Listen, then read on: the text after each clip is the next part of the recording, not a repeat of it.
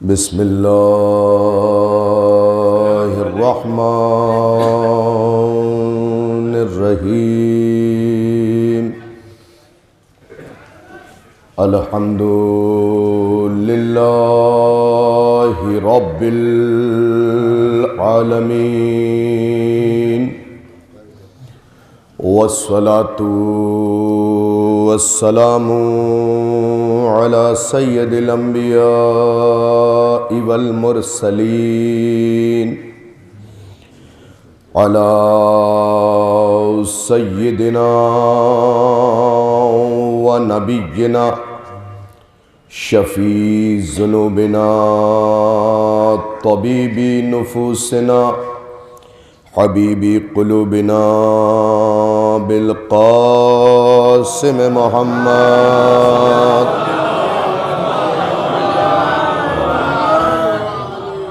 वालिहि तय्यबीन ताहिरीन अल-मासूमीन अल-मज़लूमीन वलअनतुल्लाहि अला अअदाइहिम अजमईन गासिबी हुकूक़िहिम मुनकिरी फ़ज़ाइलिहिम व मनाक़िबिहिम व आतशिहिम व विलायतिहिम।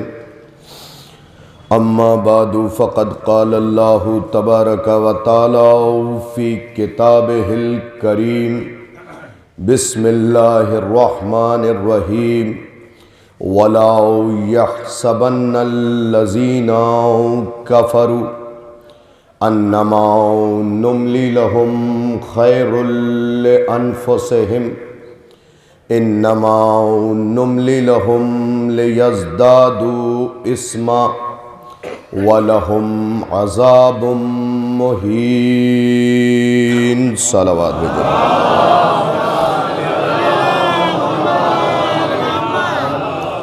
सामीन मुकर्रम, मुल्तमिस हूँ कि एक मरतबा सूरह अल-हम्द और 3 मरतबा सूरह इखलास की तिलावत फरमाकर सैयदा कमर जहाँ बिनते सैयद जमशेद अली मरहूम की रूह को इरसाल कर रहे हैं। बिस्मिल्लाहिर्रहमानिर्रहीम।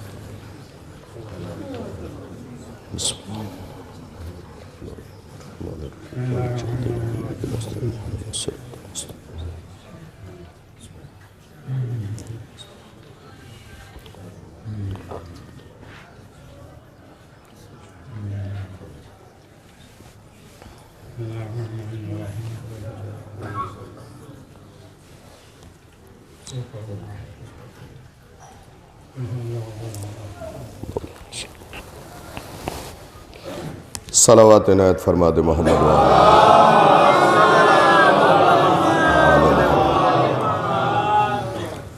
सामीन मुकर्रम, हाज़िरीन मजलिस, सलाम अलैकुम। इजाज़त हो तो लब खोलूँ, अक़्ल व ख़िरत के मीज़ान में तारीख़ व अहादीस के गोहर तोलूँ। मवद्दत भरी समाअत को अक़ीदत के धागे में पिरो लूँ। मुंतशिर ज़हनों में मनाक़िब के रस घोलूँ। तब जाके मौत को मात देने वाले कबीले के बारे में कुछ बोलूँ।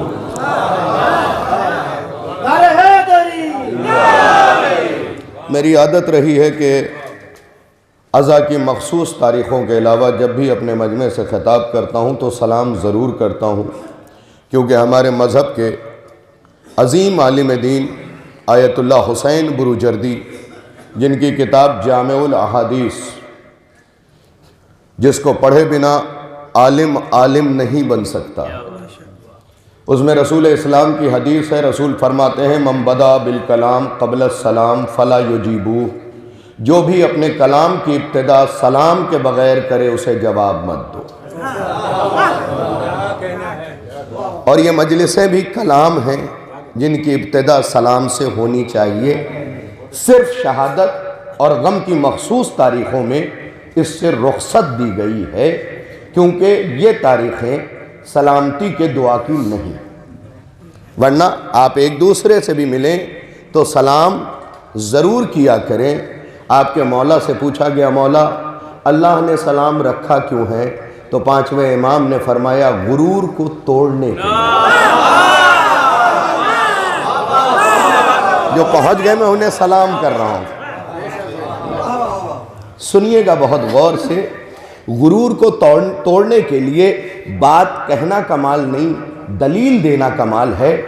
आप ही के मौला ने यह बताया कि सलाम गुरूर को तोड़ने के लिए रखा गया, इसीलिए जब कानून सलाम बनाया गया तो उस कानून के अंदर मासूम का एक जुमला है कि युसल्लिमुर राकिब अलल माशी, गाड़ी पे बैठा हुआ शख्स पैदल चलने वाले को सलाम करे। मैंने गाड़ी तर्जुमा जानबूझ के किया है क्योंकि घोड़े का दौर ज़ाहिरन गुजर चुका है, ऊंट का दौर ज़ाहिरन गुजर चुका है, इसलिए जो शख्स सवार है वो पैदल चलने वाले को सलाम करे ताकि गाड़ी पे बैठने का गुरूर खत्म हो जाए। यह असल में अदील जाफरी साहब ने मिजाज बना दिया, मैं सोच के कुछ और आया था जनाब ज़ैनब सलामुल्लाह अलैहा पे गुफ्तगू करने के लिए, इसीलिए मैंने अहले बैत के कसीदे की किताब जिसका नाम है कुरान मजीद, उससे अदील साहब एक कसीदा निकाला जिसका उन्वान है सूरह आले इमरान। 114 कसीदे हैं, हर कसीदे का उन्वान अलग है। किसी कसीदे का उन्वान है सूरह बकरा, किसी कसीदे का उन्वान है सूरह अनकबूत, किसी कसीदे का उन्वान है सूरह दुखान, किसी कसीदे का उन्वान है सूरह लैल, किसी कसीदे का उन्वान है सूरह वशम, किसी कसीदे का उन्वान है सूरह मोहम्मद, किसी कसीदे का उन्वान है सूरह कमर, किसी कसीदे का उन्वान है सूरह नबा, किसी कसीदे का उन्वान है सूरह दहर, किसी कसीदे का उन्वान है सूरह जुमा, किसी कसीदे का उन्वान है सूरह वाक़िया, किसी कसीदे का उन्वान है सूरह रहमान, किसी कसीदे का उन्वान है सूरह यासीन। अब बरेली का कोई तो कहे कि कुरान को आपने कसीदे की किताब बता दिया, कसीदे में तो तवल्ले के शेर भी होते हैं, तबर्रे के शेर भी होते हैं, तो भाई कुरान में भी सूरह मोमिनून भी है, मुनाफिक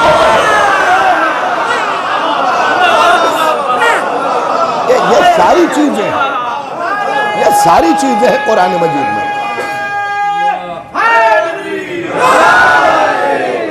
ये सारी चीजें कुरान मजीद में मौजूद हैं। तवल्ला भी मौजूद है, तबर्रा भी मौजूद है। अगर सूरह तब्बत यदा है तो अलम यजिद का यतीमन फावा है। एक तरफ अल्लाह कह रहा है कि अबू लहब के हाथ टूट जाए, एक चचा के लिए कहा हाथ टूट जाए, और एक चचा का जिक्र किया अलम यजिद का यतीमन फावा। तो जिसके हाथ टूटे वो अबू लहब, और जिसका हाथ आज भी पर्दे में है, जो पहुंच गए मैं उन्हें सलाम कर रहा हूं, वो अबू तालिब का फर्जंद है। आज दीन अबू तालिब की वजह से फल और फूल रहा है। सुनिएगा यहां से जिक्र सूरह आले इमरान की 178वीं आयत की तिलावत का शरफ मैंने हासिल किया। इस सूरे में 200 आयत हैं। यह सूरा मदीने में नाजिल हुआ है। इस सूरे में 20 रुकू, 3480 कलिमात और 14525 हुरूफ। थोड़ा सा बोला करें। हाँ, और जब कुरान मजीद पे गुफ्तगू हो तो शीयों को मजीद बोलना चाहिए, इससे यजीद का दिल टूटता है। कुरान से तमस्सुक जरूरी है मेरे भाई, इसलिए कि जब दुश्मन कुरान जलाने लगे तो शीयों को चाहिए कि आयतें जिलाने लगे। याद रखिए, फिर एक जुमला पढ़ता हूं, मुजफ्फरपुर में यह फिक्रा बस एक पढ़ा था, यहां दोहरा रहा हूं। याद रखिएगा, कुरान नेज़ों पे उठाने वाला कबीला और है, और नेज़े पे चढ़ के कुरान सुनाने वाला कबीला।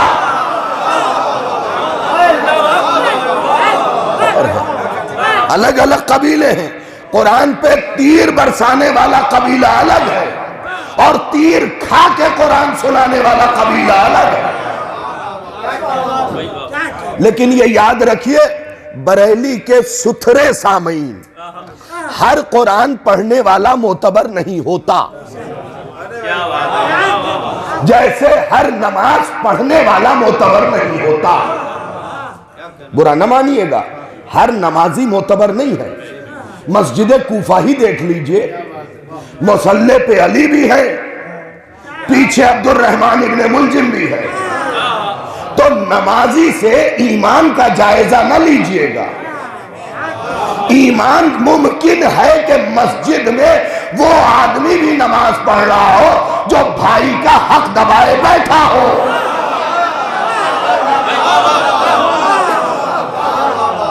मुमकिन है कि मस्जिद में वो नमाजी भी हो जो भाई का हक दबाए बैठा हो। मुमकिन है कि मस्जिद में वो शख्स भी आया हो जो माँ बाप की इताअत न करके मुखालिफत करता हो। तो जरूरी नहीं कि हाथ में कुरान हो तो मोतबर।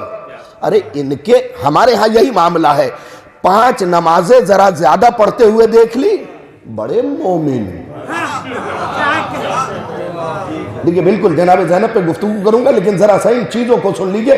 5 नमाजें ज्यादा मस्जिद में पढ़ ली, बड़े मोमिन। इनसे ज्यादा मोमिन कोई हो ही नहीं सकता। याद रखिए, नमाज से ईमान का पता नहीं चलता। और ये चीज खुदा की कसम कयामत तक लोग सोचते रहते कि नमाज से ईमान का पता चलता है, लेकिन जनाब फातिमा ने खुतबा फदक में बताया कि नमाज से ईमान का नहीं पता चलता। बीबी ने बताया अल्लाह ने नमाज गुरूर को तोड़ने के लिए रखा है। अगर नमाज पढ़ के गुरूर टूट जाए तो समझ लीजिएगा नमाज पढ़ी। और अगर मस्जिद से निकलते हुए कॉलर ऊंचा हो तो समझ लीजिएगा उठक बैठक करके आया है, नमाज पढ़ के नहीं आया। हर कुरान पढ़ने वाला मोतबर नहीं होता। अनवर साहब सुनिएगा, हाँ, शायर का शेर कीमती होता है तो खतीब के अफकार भी कीमती होते हैं। फिक्रा सुनिएगा, हर कुरान पढ़ने वाला मोतबर नहीं होता। इसीलिए मोहम्मद अरबी जिनके सीने पे कुरान आया, उन्होंने हदीस बयान की, रुब्बा तालिल कुरान वल कुरान यलन हो। कुछ कुरान पढ़ने वाले वो हैं जिन पे कुरान ही लानत कर रहा है, कुरान ही लानत कर रहा है, कुरान ही लानत कर रहा है। अब यहां से तवज्जो से मजलिस सुनिए, इसलिए कि शायद मैंने इस मिजाज में इससे पहले बरेली में नहीं पढ़ा जो आज पढ़ने जा रहा है। सूरह आले इमरान, पहला फायदा सूरह आले इमरान की तिलावत का।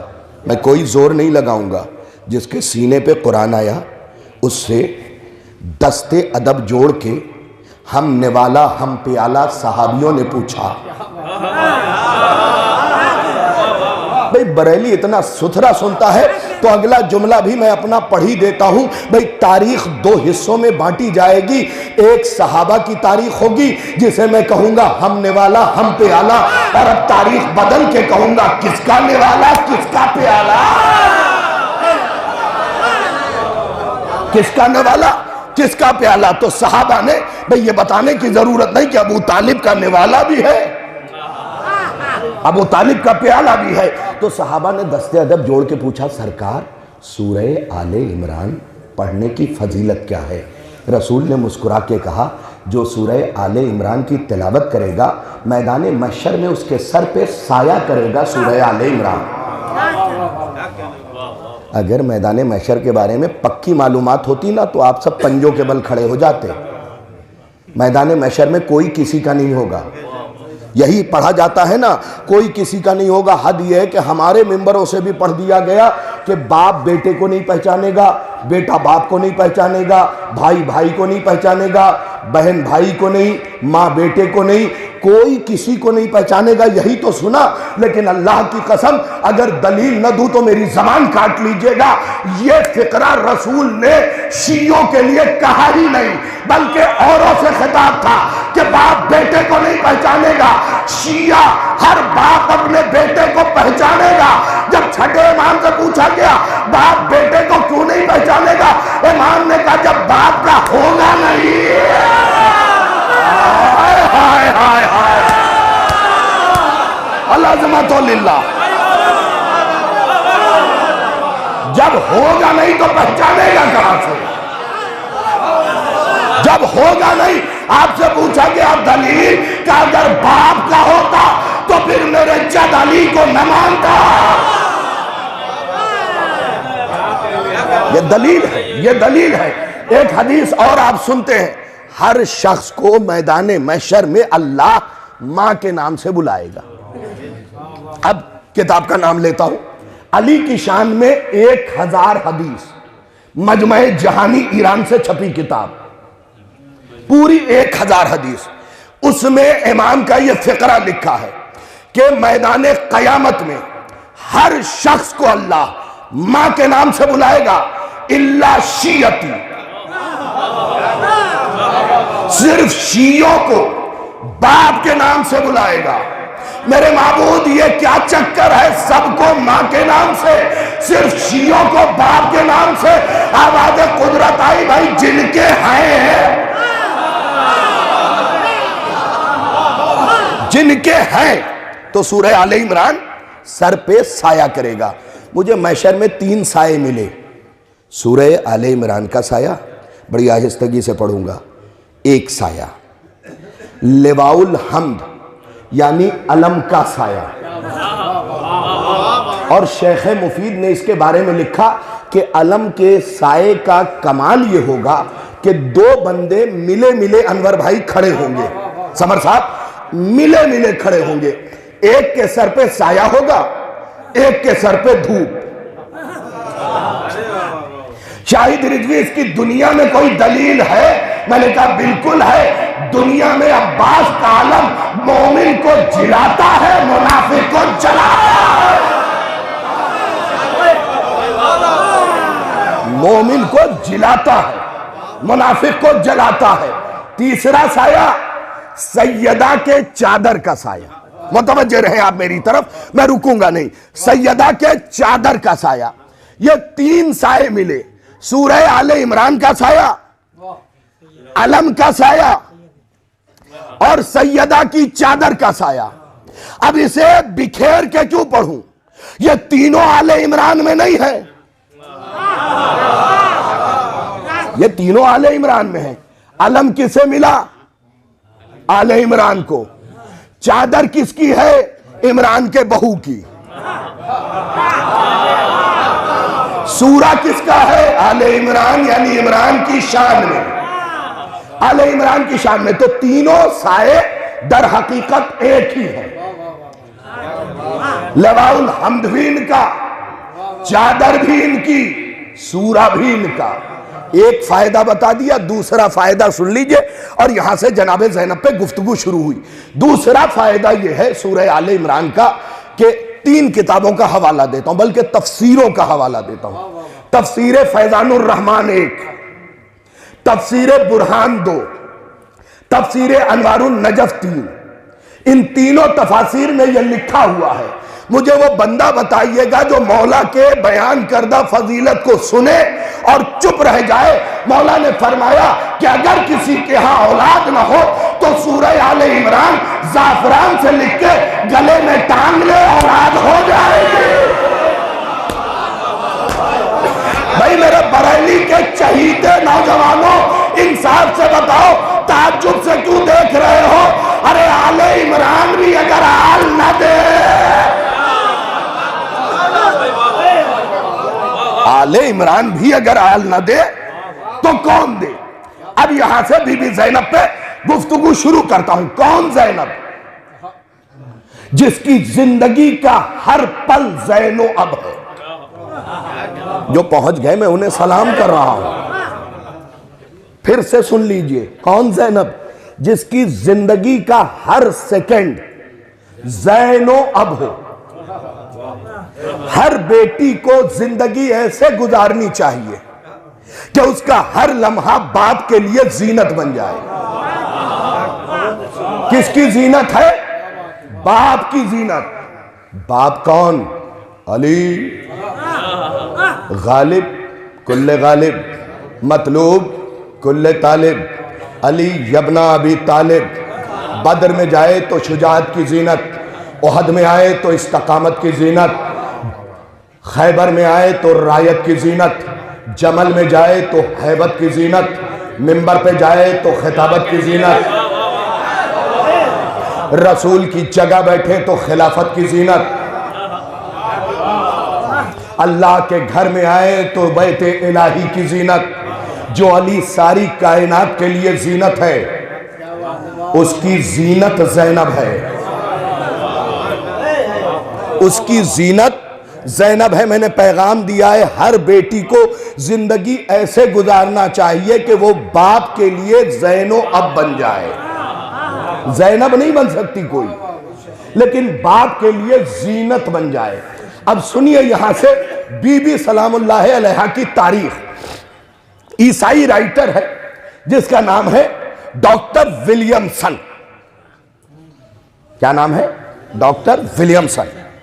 कमाल इसमें नहीं जनाब कि शाहिद रिजवी बीबी ज़ैनब की मदह कर रहा है, कोई हैरत नहीं। ये अदील जाफरी साहब ने बड़े खूबसूरत शेर सुनाए, मुझे कोई हैरत नहीं। ये नहीं सुनाते तो हैरत होती। भाई खदीजा का नमक खा के भी कोई फजीलत पे चुप रह जाए तो हैरत होगी।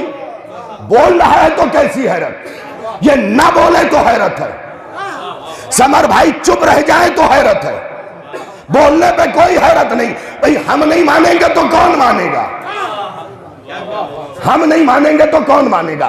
तो किसी आलिम, शिया आलिम ने नहीं लिखा, सुन्नी ने भी नहीं लिखा, ईसाई ने लिखा। किताब का नाम है history of bravery. History of bravery, बहादुरी की तारीख। बोलिएगा मेरे दोस्तों। हाँ, जो पीछे बैठ के मोबाइल देख रहे हैं जरा सा चेहरा ऊपर उठाएं, इसलिए कि तुम्हें मजलिसों की कदर कीमत इसलिए नहीं पता कि तुम्हें पले पलाई आजादारी मिली है। तुमने कुर्बानियां नहीं दी है, तुम्हें नहीं पता कि ज़ैनब ने जब यजीद के सीने पे फर्श अज़ा बिछाया है तो कितनी कुर्बानियां दी हैं। सुनिएगा तवज्जो के साथ, हिस्ट्री ऑफ ब्रेवरी।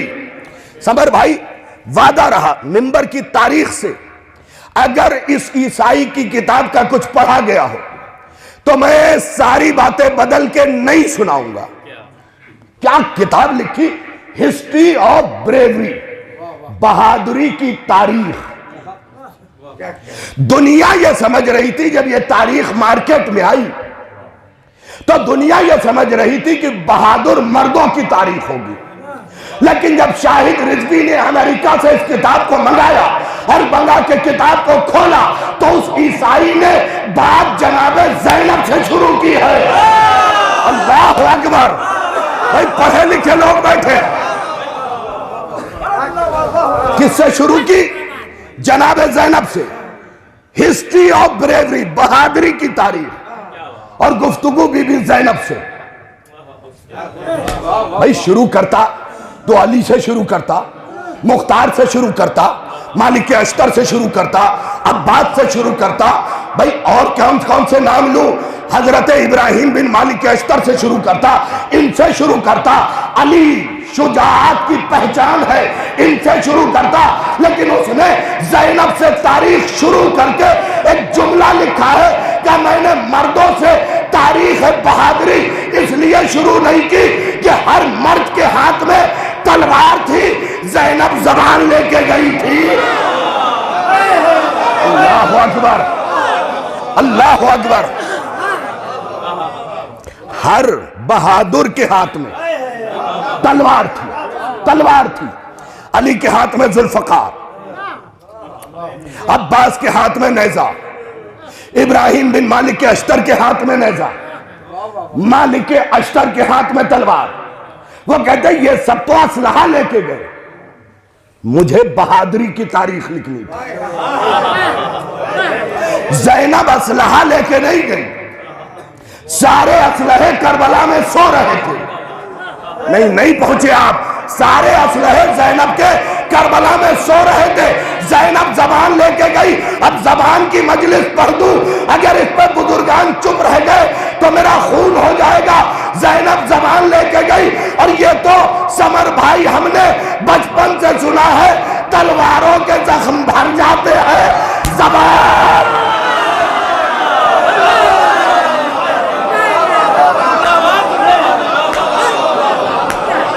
तलवारों के जख्म।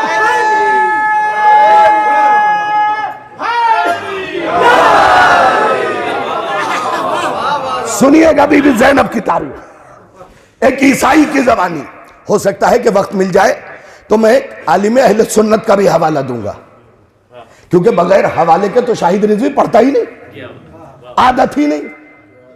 मिंबर मुतमईन करने की जगह है, मशकूक करने की नहीं। सुनिएगा तवज्जो के साथ। वो कहता है मैंने ज़ैनब बीबी से तारीख शुजाअत शुरू की, क्योंकि ज़ैनब तलवार लेके नहीं गई, जबान लेके गई। आगे वो लिखता है, अजीब जुमले हैं। कहता है अगर सारी कायनात के आलिम एक जगह जमा होके अली की बेटी को समझना चाहें तो ज़ैनब के जे के नुक्ते को नहीं समझ सकते। नहीं, जरा सा बोलिएगा मेरे साथ, इसलिए कि जब मजलिसों में बीबी ज़ैनब का तज़किरा हो ना तो जाग के सुना कीजिए। मैंने एक किताब का नाम है तारीख़ अज़ादारी और फजीलत अज़ादारी, दोनों के अंदर आयतुल्लाह असद हैदर हाशमी का यह जुमला है। आयतुल्लाह असद हैदर हाशमी कैसे आलिम, जैसे इस वक्त सिस्तानी साहब, वैसे वो अपने दौर में। उनसे किसी ने आके पूछा, सरकार, अब लहजा बदल रहा हूं, सरकार गरीब से गरीब आदमी जब मजलिस करता है तो हैसियत से बढ़ के तबर्रुक बांटता है।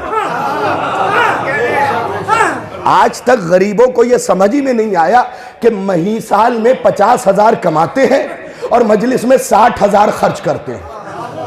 ये 10,000 इजाफी आ कहां से रहे? कोई समझ के बता सकता है? हाँ? गरीब से गरीब आदमी, जुमला सुनिएगा खुदा की कसम, एक अशरा नहीं 1,00,000 अशरा पढ़ूं या इस आलिम का एक जुमला सुनाऊं। मेरा वादा रहा बरेली में एक एक आदमी जो आज मौजूद है दूसरे को पकड़ के मुबारकबाद देगा इस फिक्रे पे। उनसे पूछा गया, गरीब से गरीब आदमी जब मजलिस करता है तो हैसियत से बढ़ के तबर्रुक बांटता है। हैसियत से, हमारी उतनी हैसियत नहीं लेकिन तबर्रुक अच्छा बांटा। भाई तुमने ये तबर्रुक, मौला हाय हाय अल्लाह अकबर। जरा तवज्जो के साथ सुनिए तो उसका सवाल क्या था, अभी आपको यही अर्श नजर आएगा। उसका सवाल क्या था, गरीब से गरीब आदमी जब मजलिस करता है तो हैसियत से बढ़ के तबर्रुक बांटता है। जब अली की बेटी ने पहली मजलिस की तो उस मजलिस में तबर्रुक क्या बांटा? आयतुल्लाह असद हैदर हाशमी ने टेप छोड़ा का ज़ैनब ने जो पहली मजलिस की उस मजलिस के तबर्रुक में मजलिसें बांटी है। हाय हाय हाय, उस मजलिस के तबर्रुक में, बाहर बैठे हुए अफराद जरा सा बोलिएगा, उस मजलिस के तबर्रुक में। भाई यहां बैठे हुए लोग अपने अपने घरों पे मजलिस करते हैं, बारगाहों में करते हैं, हमसा करते हैं, अशरा करते हैं। फिक्रा सुनिएगा, बीबी ज़ैनब ने पहली मजलिस के तबर्रुक में मजलिसें बांटी हैं। अब किसी ने एक मजलिस ली, किसी ने हमसा लिया, किसी ने अशरा लिया, किसी ने जुलूस ले लिया। तो भाई कोई तो सवाल करे, शाहिद रिजवी जिसने खमसा लिया वो हर साल क्यों खमसा करता है? जिसने 3 मजलिस ली वो हर साल 3 मजलिस क्यों करता है? भाई कुरान खोल लो, आयत तुम्हें बता देगी कि हर साल क्यों कर रहा है। अल्लाह कुरान में कह रहा है, लइन शकरतुम लाज़ीदन्नकुम, तुम शुक्रिया अदा करते जाओ हम नेमतें बढ़ाते जाओ। तो ये मजलिस है जनाबे ज़ैनब की अता करदा है। क्या कहता है? सारे आलिम सर जोड़ लें तो ज़ैनब की जे के नुक्ते तक नहीं पहुंच सकते। मैं क़िबला कैथोड़े में मजलिस पढ़ रहा था, मौलाना अथर साहब को जानते होंगे कैथोड़े वाले, उन्हीं के घर की मजलिस ही पढ़ रहा था। नीचे वहां के इमाम जुमा बैठे हुए थे। जैसे ही मैंने ये फिक्रा कहा ना कि वो कहता है कि ज़ैनब के जे के नुक्ते को नहीं समझ सकते, तो उन्होंने कहा बेटा एक जुमला मैं भी पढ़ दूं नीचे से। मैंने कहा सरकार मजलिस नीचे से भी हो जाती है, कोई मसला नहीं। उन्होंने कहा बेटा कैसे समझेंगे जब बे के नीचे का नुक्ता ना समझे।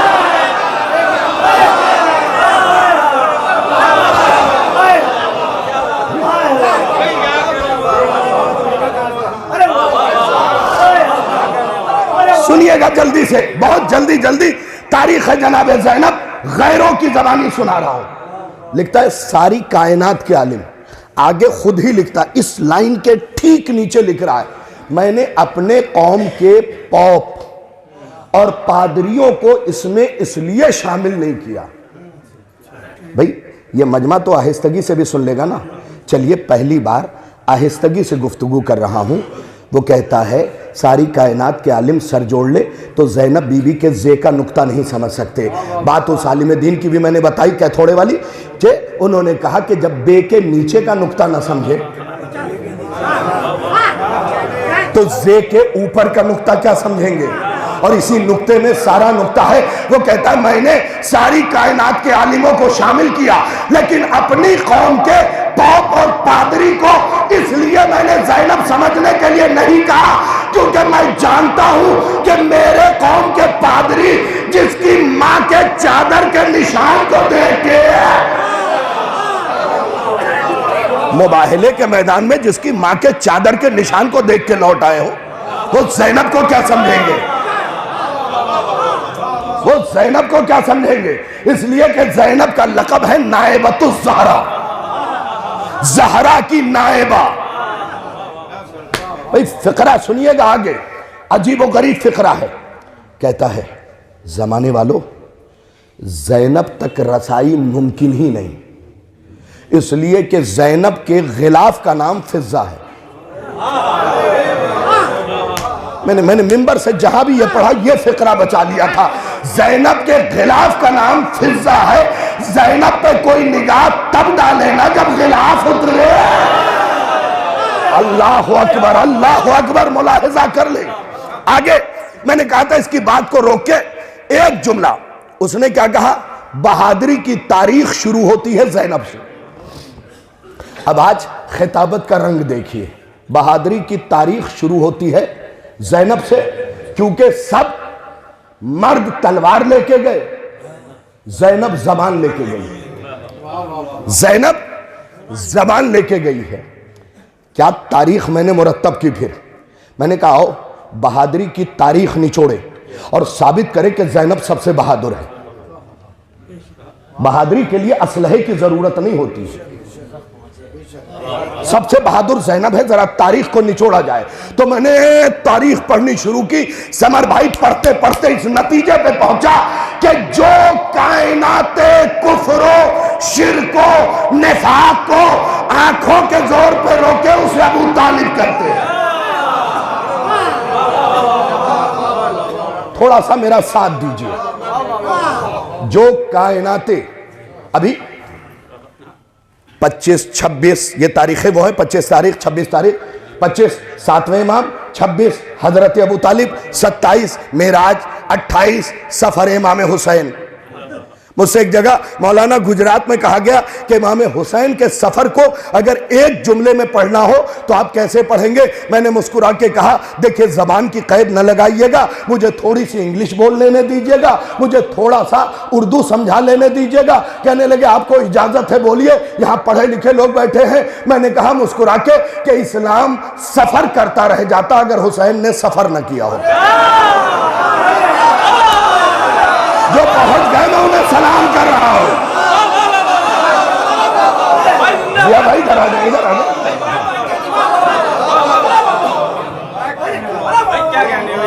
इस्लाम सफर करता रह जाता, सफर करता रह जाता। अब आप पहुंच गए, आपका शुक्रिया अदा कर रहा हूं। इस्लाम सफर करता रह जाता अगर हुसैन ने सफर न किया होता।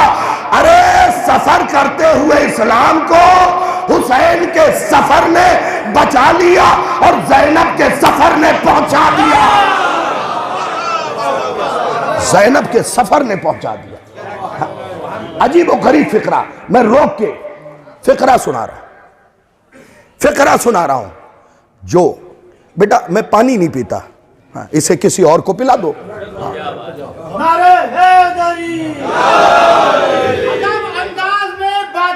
टकराना था ज़ैनब का, अंदाज में बातिल से टकराना था ज़ैनब का, जुबान की तेज से हमला दिले राना था ज़ैनब का। चाहा था जिसने हुसैनियत के मकसद को उसी जालिम का घर पहला आजा खाना था।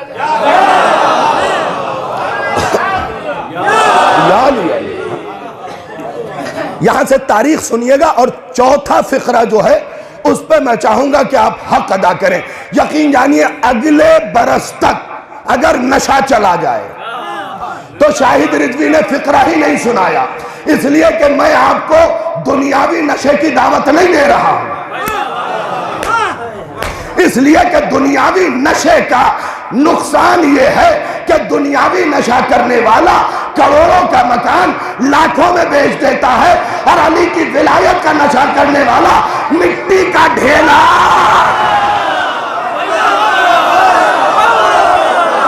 जन्नत करके बेचता है, जन्नत करके बेचता है। सुनिए सुनिए फिक्रा सुनिए, मैं कोई जोर नहीं लगा रहा हूं दूसरे फिक्रे तक। जो कुल कायनाते कुफरो शिरको निफाक को आंखों के जोर पे रोक ले। जब तक अबू तालिब जिंदा रहे कोई दुश्मन मोहम्मद के करीब नहीं आया। यह अबू तालिब की हैबत थी, आंखों के जोर पे रोका। कौन है जो करीब आ जाए? कौन है जो करीब आ जाए? जो कायनाते कुफरो शिरको निफाक को आंखों के जोर पे रोके उसे अबू तालिब कहते हैं। आंखों के जोर पे रोके उसे अबू तालिब कहते हैं। जो जुल्फकार के जोर पे रोके,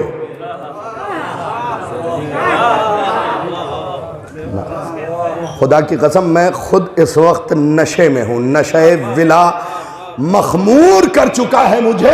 जो कायनाते कुफ्र शिर्को निफाक को आंखों के जोर पे रोके उसे अबू तालिब कहते हैं। जो जुल्फकार के जोर पे बदर में रोके, उहद में रोके, खैबर में रोके, खंदक में रोके, सलासिल में रोके, तीन खां में रोके, बैरुल अलम में रोके उसे अली कहते हैं। और जो निशान खींच के रोके,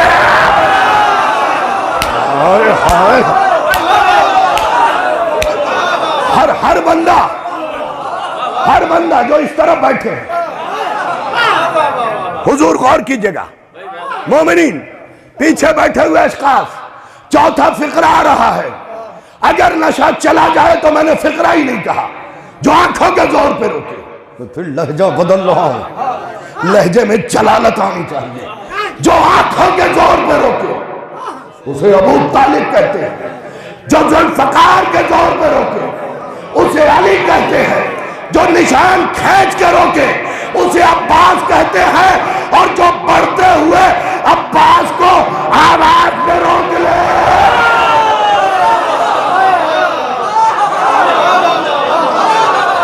जो बढ़ते हुए अब्बास को, यकीनन फजीलत में आंसू का आ जाना मजलिस की मेराज है।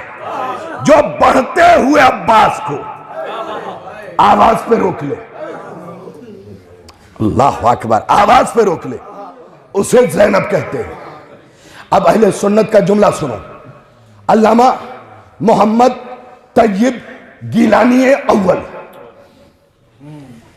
अपनी किताब अल करबला, करबला नहीं अल करबला, सफा नंबर 164, सतर नंबर 8, किबला रुख होके किताब खोलेंगे तो ये बात बाईं तरफ।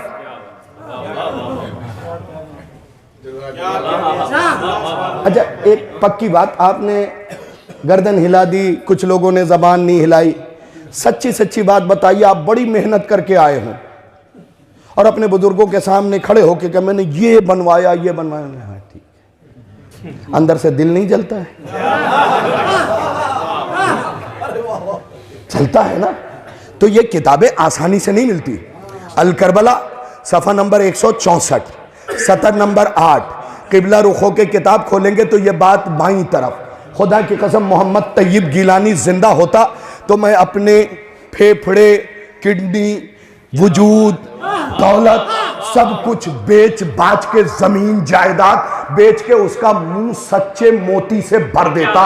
उसने बीबी ज़ैनब के लिए जुमला ही अब्बास भाई ऐसा लिखा है, वो लिखता है कि ज़ैनब के बारे में कलम उठा के लिखूं तो क्या लिखूं, लिखूं तो क्या लिखूं। ज़ैनब अंदर से अली है, बाहर से अब्बास।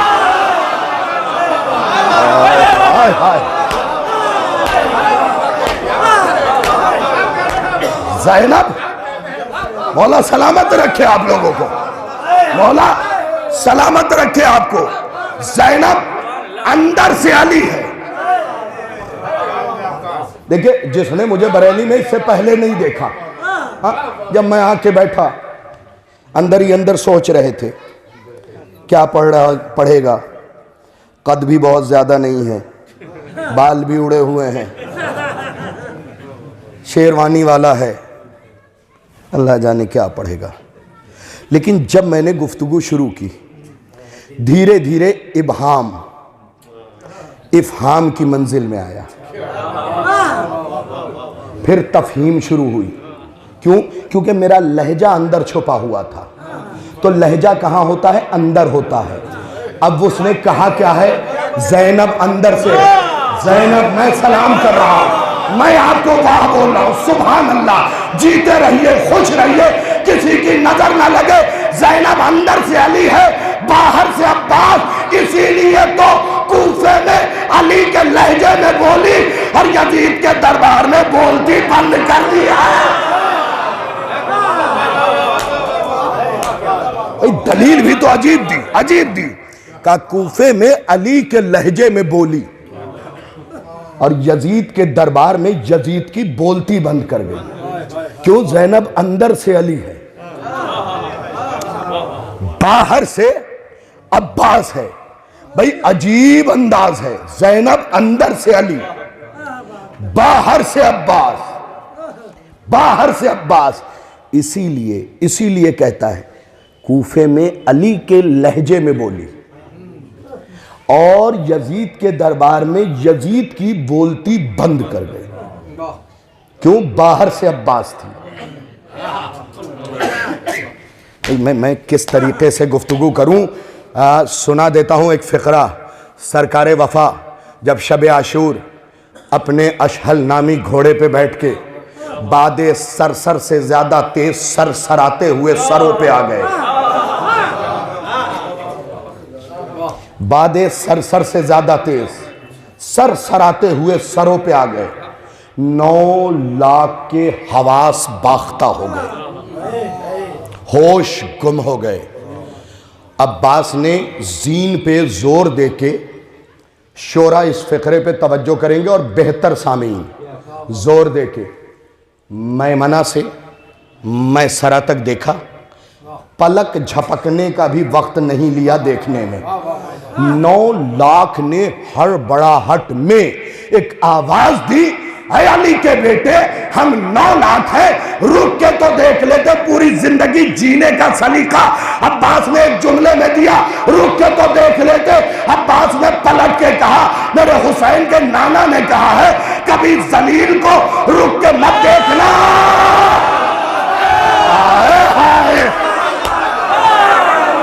अल्लाह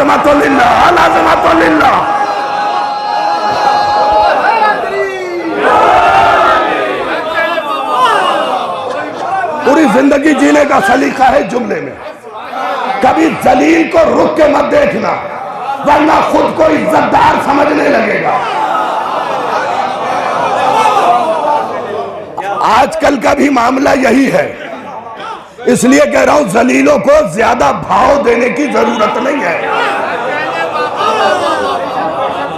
आप जलील को जनाब कहने लगेंगे ना, तो एक दिन उस पर गुस्ल वाजिब हो जाएगा। इससे सुथरा लफ्ज इस्तेमाल नहीं कर सकता था। जो जिसका हकदार है उसे वही लक़ब दे। झूठे को आप कहने लगे बड़े सच्चे हैं, तो अल्लाह मियाँ की कसम खुद को सच्चों से आगे समझने लगेगा। ये हमारी गलतियां हैं जो समाज में खराबियां पैदा हो रही हैं। जिन्हें इज्जत देनी चाहिए हम इज्जत देते नहीं, और जिन्हें नहीं देनी चाहिए इज्जत, हमारे यहाँ इज्जत का मेयार क्या है?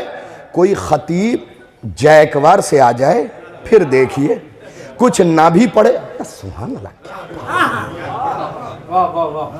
आप देख रहे थे मिंबर पे बैठने का तरीका क्या था, क्या बात। और एक यही बरेली में रह के खिदमत अंजाम दे, बेचारा अपनी बाइक से चला रहा है, स्कूटी से चला रहा है, फिर कह रहा हूं व्यक्ति विशेष कोई न ले। मेरी बात को व्यक्ति विशेष कोई ना ले, चला रहा है, आप उसे इज्जत नहीं देते। जरूरी नहीं कि जो जैकवार से उतरे वही इज्जतदार हो। मुमकिन है कि जो बाइक से आ रहा हो वो उस जैकवार वाले से ज्यादा सच्चा हो। इसलिए कि अगर ओहदा ही सच्चाई की अलामत है तो फिर इंसाफ से बताओ, सैयदा ने जाके ओहदों को झूठा बताया। क्या कहा सैयदा ने? कज़्ज़ाब। अल्लाह अकबर। कज़्ज़ाब का लफ्ज है तो ओहदा मेयार नहीं है, ओहदे का इस्तेमाल मेयार है। बहुत से लोगों को हुसैन ने तरक्की दे दी, बाद में भूल गए हुसैन को। पहले तो बड़ी मजलिसों में आते थे, इधर चाइनीज दौलत आई, नए नवेले दौलतमंद भी तो हैं हमारे कौम में। चाइनीज दौलत आई, इधर आजादारी से दूर, बारगाहों से दूर। आप उनसे कहिए बारगाह में काम हो रहा है, देखिए ये सारी बातें मुझे किसी ने कही नहीं है, पढ़ने के लिए बता दे रहा हूं। बारगाह में काम हो रहा है मौलाना, अभी अभी मैंने असल में एक फंक्शन हो रहा था, रोड शो, उसमें 2 लाख दिए हैं। मैं अपनी कौम से कहूंगा ऐसे आदमी से दोबारा बारगाह के लिए चंदा न मांगना। भाई जुमला पढ़ दो, याद रखिए। आपको यह कैसे पता चले कि ये सही दौलतमंद है, ये गलत दौलतमंद है? तो दौलत का इस्तेमाल देख लीजिएगा। अगर मस्जिद और बारगाह में खर्च हो, समझ लीजिएगा खदीजा से मिली है। अगर रोड शो में खर्च हो, समझ लीजिएगा हिंदा।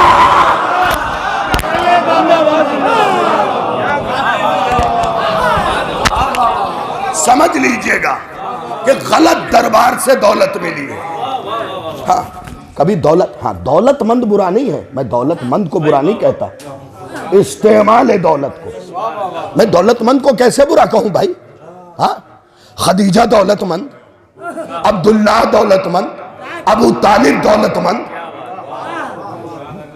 हजरत अबू तालिब से बड़ा दौलतमंद कौन है भाई?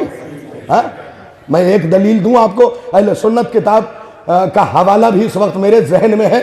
वो लिखता है अपनी किताब के अंदर कि अबू तालिब ने निकाह का खुतबा पढ़ा और खुतबा पढ़ते हुए खड़े हुए खदीजा जिस हुजरे में बैठी हुई थी उस तरफ देखा। देखने के बाद कहा, खदीजा ऐ करीमा, ऐ अजरा। अजरा है कि माना है कुमारी। खदीजा को कुमारी कहा है अबू तालिब ने भरे मजमे में। अगर खदीजा की शादी पहले हो चुकी थी तो किसी को तो टोकना चाहिए था। अब सुनिएगा फिक्रा, ये फिक्रा है ही मजलिस सुनने वालों के लिए बड़ा क़यामत का फिक्रा। खड़े होने के बाद कहा, खदीजा और उसके नमक खारो, मैं मोहम्मद का वकील भी हूँ, कफील भी हूँ। मैं अलल ऐलान कहता हूँ, खदीजा आपको जो भी महर चाहिए बोल दीजिए, अबू तालिब अदा कर देगा। बेमाशेता जो चाहिए बोलिए। किससे कहा? खदीजा बीबी से। मैं और जनाब लाखों की बात कर रहे थे, समर भाई आए, उन्होंने कहा हाँ भाई कितने करोड़ चाहिए? तो पूरी बरेली ये समझ जाएगी कि हमसे और इनसे आगे की चीज है। अब खदीजा कौन? जिसके 80,000 ऊंट, 70 शियों ने लिखा है, 80 सुन्नियों ने लिखा है, 80,000 ऊंट शाम और हबशा सफर करते रहते थे, जिसने अपनी शादी के मौके पे 4,000 कनीजों के सर सच्चे मोतियों से सजवाए थे। खदीजा के ऊंट सोने की मीखों में बांधे जाते थे। सोना सुन के सो ना जाइएगा, मर्दों के लिए हराम है। सोने के खूंटों में बांधे जाते थे। असल में ये जवान क्यों नहीं बोले बुजुर्गान पता है आपको? इसलिए कि ये बेचारे रखते हैं आईफोन 15 प्रो मैक्स। और जब उस पर गूगल के अंदर सर्च करते हैं कि most richest in the world, तो उसमें लिख के आता है कभी अडानी का, कभी अंबानी का, कभी बर्क का, कभी किसी और का, कि ये रिचेस्ट हैं। मैं अपने बच्चों को माइक से हट के समझाता हूं, बेटा बैंक से कर्जा लेके अमीर बनना और है,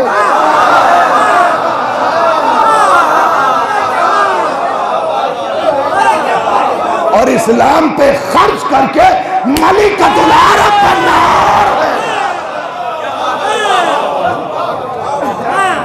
हुजूर क्या क्या पढ़ूं, क्या क्या ना पढ़ूं। अब जरा अबू तालिब की दौलत भी मुलाहिजा कीजिए, सुनिए। अहले सुन्नत ने भी लिखा, शियों ने भी लिखा। शियों में दो नाम बता देता हूं, आयतुल्लाह काजिम क़ज़वीनी और शेख अब्बास कुम्मी। नहीं मानोगे तो घर से मफाती उठा लाऊंगा। मफातिहुल जनान उन्हीं की किताब है। दोनों ने ये लिखा कि जब हजरत अली, अच्छा शिबली नोमानी लिखता है अबू तालिब गरीब थे। हिंदुस्तान के और भी मुवर्रिख लिखते हैं कि अबू तालिब गरीब थे, नौज़ बिल्लाहि मिन ज़ालिक। आइए, दो शिया किताबों का हवाला दिया। इस्माइल पानीपत्ती और शेख महमूद शलतूत लिखता है कि अबू तालिब अमीर थे। अमीर थे। दलील दे रहा है कि जब अली इस दुनिया में आए, अबू तालिब ने 300 ऊंट ज़िबा किए। चले कोई मसला नहीं, मैं मजबूत मैदे का खतीब हूं, आप चुप रहे, कोई मसला नहीं। 300 ऊंट ज़िबा किए, 1000 बकर, 1500 दुम्बियां, और ये वलीमा कितने दिन किया? 3 दिन। अच्छा, आप अपने बेटों का वलीमा कितने दिन करते हैं? 1 दिन नहीं, 1 वक्त। हाँ, यहीं बैठे बैठे कमाल ढा रहे हैं। 1 वक्त, उसमें भी समर भाई कंजूसी इतनी गालिब है कि सिगरेट पैकेट से निकाल दी जाती है, माचिस की तीलियां बिखेर दी जाती है या नहीं? ये चीज समाज में मैं भी रहता हूं, जानता हूं। अबू तालिब ने 3 दिन अरब के भूखों को खिलाया। जो ऊंट खा जाते थे उन्हें ऊंट ही खिलाया। 300 ऊंट, 1000 बकर। अब बकर का तर्जुमा जिया भाई करूंगा नहीं, चाहे पूरा बरेली एक हो जाए, हुकूमत खतरनाक है। बकर को सूरह बकरा से समझ लीजिए। 1500 दुम्बियां, 10,000 रितल रोटी। ये 300 ऊंट। शियों ने 500 लिखा, सुन्नियों ने 300 लिखा, एक सुन्नी ने भी 500 लिखा है। दामन वक्त में गुंजाइश नहीं। अब सुनिए, शेख अब्बास कुम्मी, ठीक, अपनी किताब अहसनुल मकाल में लिखते हैं। अब ये देखता हूं लतीफ इशारे कौन समझ लेता है। वो लिखते हैं कि जिस ऊंट पे बैठ के वो अली से लड़ने आई, जो पहुंच गए, मैं उन्हें सलाम कर रहा हूं। बुजुर्गों सलाम है आपको, क्या समात है आपकी। जिस ऊंट पे बैठ के वो अली से लड़ने आई, आई ना सुनिएगा, हाँ, इसलिए कि मैं हूं सैयद, सैयदा के दुश्मन की इज्जत नहीं करता भाई। फिक्रा तो मैंने पढ़ दिया है, मैं हूं सैयद, सैयदा के दुश्मन की इज्जत नहीं करता। फिक्रा क्या है? जिस ऊंट पे बैठ के वो अली से लड़ने आई, उस ऊंट की कीमत शेख अब्बास कुम्मी ने लिखा है कि 200 दीनार। 1 दीनार 10 ग्राम सोने का हुजूर, इस वक्त के 10 ग्राम सोने का, यानी 1 तोले का। 1 तोले की कीमत है अनवर भाई इस वक्त 68,000 रुपए। मैंने 18,000 बनामे इस्लाम छोड़ दिया। 50,000 के एतबार से ऊंट की कीमत कितनी बनी? 1 करोड़। 200 दीनार 1 करोड़, 18,000 और छोड़ दिए, 1 करोड़। 1 ऊंट की कीमत, जो कि काना था। तारीख जाके देखिए, तारीख जाके देखिए, सालिम नहीं था, एक ही आंख का था, जिसे अली ने कहा था कि शैतान पे सवार है। अच्छा, तारीख से तारीख क्यों नहीं मिलाते? लुत्फ बड़ा आएगा। मजलिस से सुना कीजिए ना, तो उसे याद रखा कीजिए। जब इसका अब्बू मिंबर पे बैठा तो कहने लगा जब तक मैं सही चलता रहूं चलने देना, जब बहकने लगूं तो समझ जाना मुझ पे शैतान सवार है। अब आज तक मुझे बाप और बेटी समझ में ना आए। अल्लाह अकबर, अल्लाह अकबर, मुझे आज तक बाप और बेटी समझ में ना आए। बेटी शैतान पे सवार, बाप पे शैतान।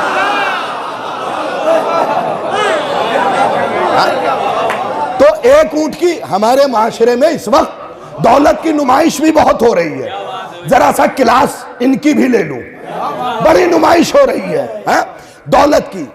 2 लाख 13 रजब को खर्च कर दिए। पता है किबला शाहिद रिजवी साहब, इस बार मैंने महफिल में 2 लाख रुपए खर्च किए। अब मुझे तो खर्च करके बड़ा सुकून मिलता है। ये बता नहीं रहे हैं, जता रहे हैं। ये इनके चोचले हैं। इन लफ्जों को सुना कीजिए मिंबर से, ये लफ्जें गायब हो चुकी हैं। ये इनके चोचले हैं। भाई इंसाफ से बताइए, जिस पे बातिल बैठ के हक से लड़ने आए वो 1 करोड़ की। अबू तालिब ने कितने ऊंट ज़िबा किए? 300। कीमत कितनी बनी? भाई जोड़ क्यों रहे हैं? मैं मैथ में कच्चा हूं, मैंने जोड़ लिया 300 करोड़। और ये है कैलकुलेशन, वैल्यूएशन नहीं। भाई नौजवानों, तुम्हें तो इस जुमले पे बोलना चाहिए, ये कीमत है, कदर नहीं। भाई ये शाल है 100 रुपए की, मैंने इससे हुसैन की जरी साफ की। अब बरेली वाले कीमत लगा के बताएं, सब कहेंगे मौलाना हदिया।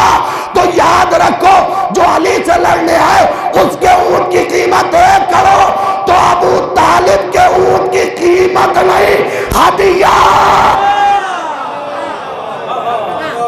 300 करोड़ कम वाली ही मान लीजिए, मैं तो ज्यादा वाली मानता हूं, आप कम वाली ही मान लीजिए। 300 करोड़ एक दिन में अली के वलीमे में। यह सिर्फ ऊंट की कीमत है, बकर की नहीं, दुम्बियों की नहीं, 10,000 रितल रोटी की नहीं। खर्च करके अबू तालिब शुक्र खुदा अदा कर रहा। और शिबली नोमानी, मोहम्मद यूसुफ कठोरवी, यकीनन कठोर था, उसने लिखा अबू तालिब, और भी नाम ले देता 10-12, अबू तालिब गरीब थे।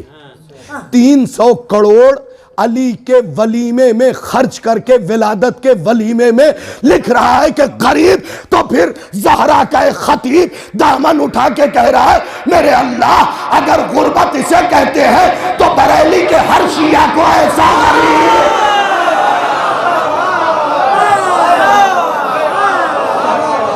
अगर गुर्बत इसे कहते हैं तो हर शिया को ऐसा गरीब बना दे। अच्छा, दलील क्या दे रहे? अक्ल पे पत्थर पड़ गया है कम वक्तों के। दलील क्या दे रहे हैं? गरीब इसलिए थे कि अली को मोहम्मद ने पाला।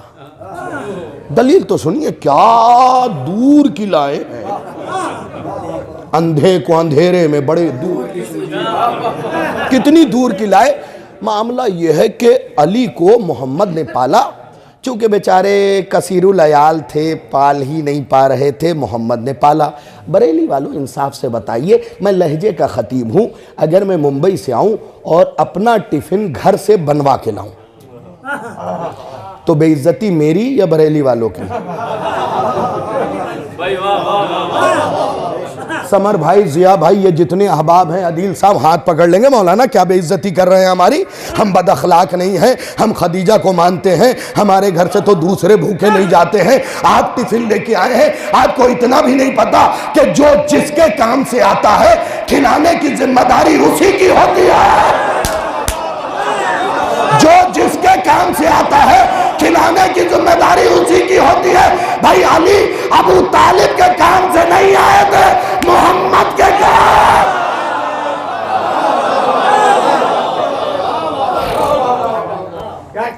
अच्छा अच्छा, एक चीज तो तय हो गई कि अली अबू तालिब के काम से नहीं आए थे, मोहम्मद के काम से आए थे, इसलिए मोहम्मद अरबी ने खिलाया। अब देखता हूँ कौन कितना खदीजा के नमक का हक अदा करता है। अली अबू तालिब के काम से नहीं आए थे, मोहम्मद के काम से आए थे, इसलिए मोहम्मद अरबी ने खिलाया। तो तारीख़ को यूँ पलट के देख क्यों नहीं लेते कि जब अली अबू तालिब के काम से ना आए, मोहम्मद के काम से आए तो मोहम्मद ने खिलाया। फिर सोचो तो 17 बरस मोहम्मद को किसने खिलाया?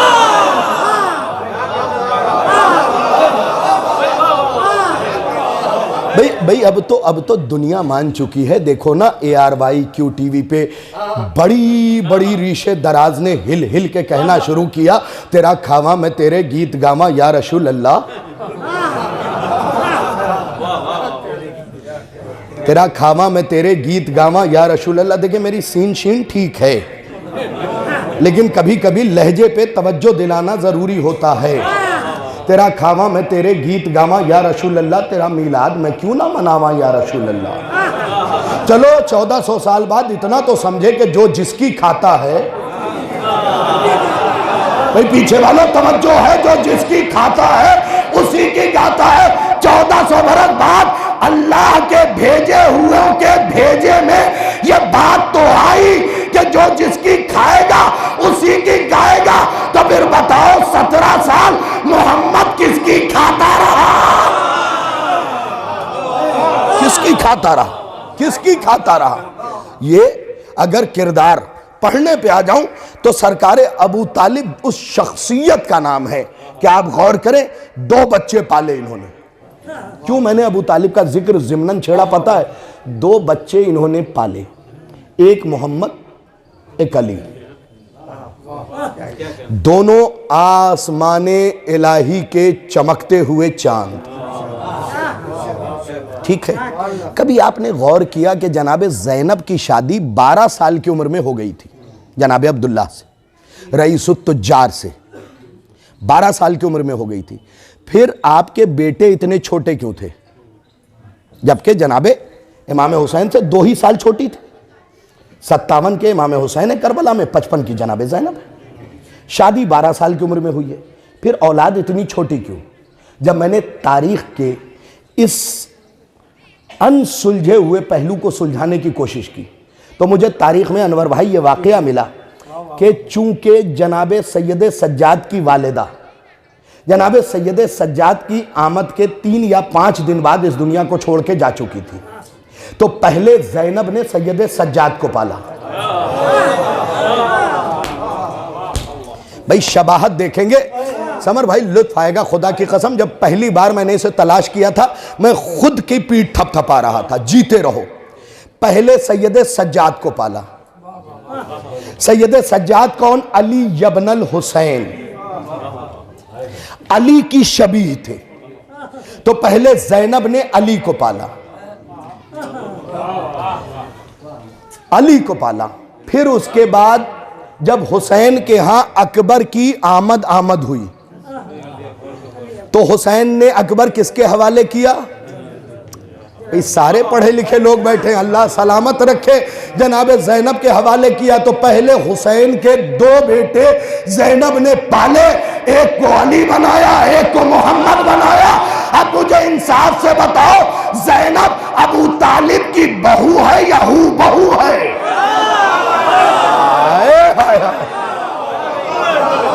ज़ैनब अबू तालिब की बहू है या हू बहू है? बिल्कुल हू बहू है। उसने भी 2 पाले, एक अली एक मोहम्मद। इसने भी 2 पाले, एक सैयद सज्जाद जो अली की शबी और एक अली अकबर जो मोहम्मद की शबी। हू बहू है। बस एक फिक्रा और मैंने गुफ्तगू समेटी। कम नहीं पढ़ा है, इससे मुतमईन रहिएगा। यजीद के दरबार में यजीद की बोलती ज़ैनब ने बंद कर दी। 13 फुट ऊपर, जो शाम गए हैं वो जानते हैं, यजीद का तख्त था। उस तख्त पे तख्ता बैठा था। मैं क्यों अदब से नाम लूं? मुझे पागल कुत्ते ने काटा है कि भौंकने वाली के बच्चे का नाम अदब से लूं?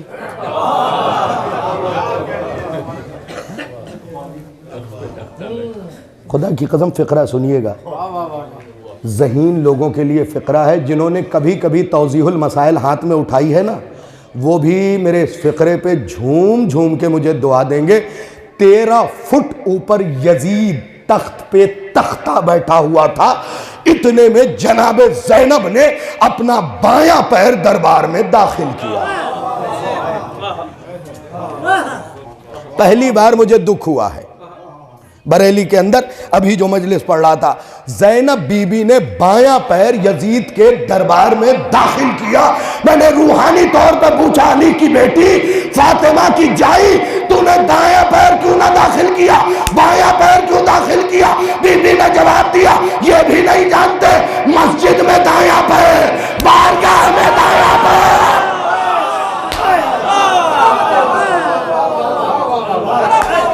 लेकिन कसाफतों की जगह पे पहले बायां पैर। जैसे ही बीबी ने बायां पैर दाखिल किया तो 700 कुर्सी नशीन प्लस यजीद,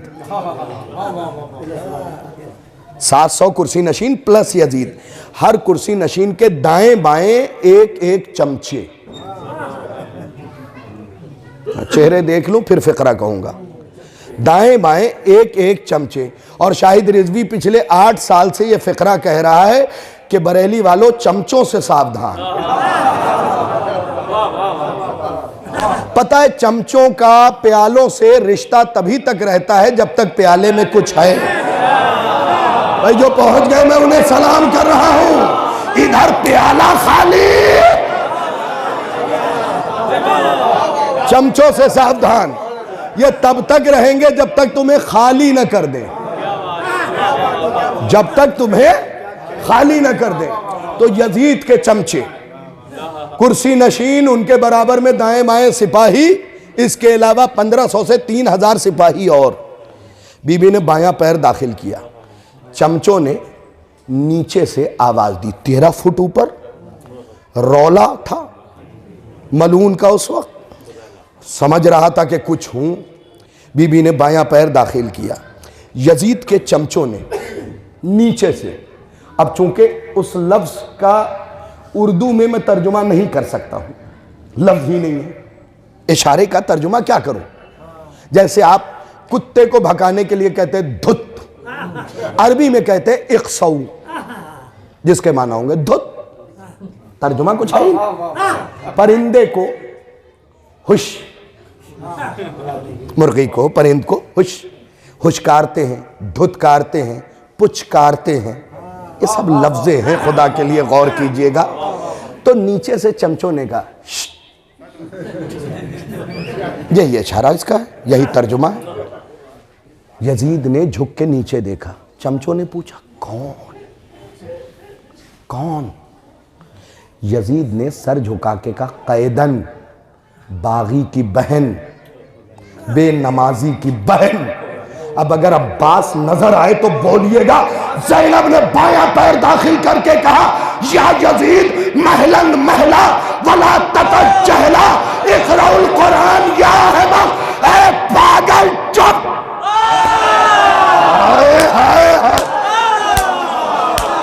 अल-अज़मतु लिल्लाह।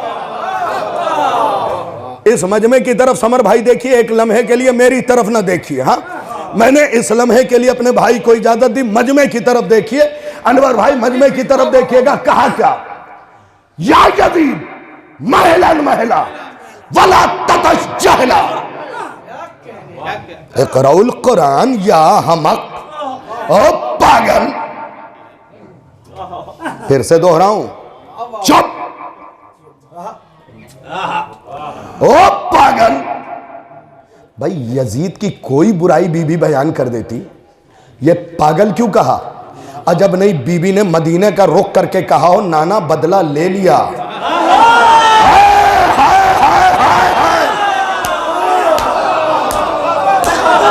नाना नाना नाना बदला ले लिया। कल इसके मुंह बोले बाप ने आपके दिमाग पे हमला किया था, आज उसी के मुंह बोले बेटे।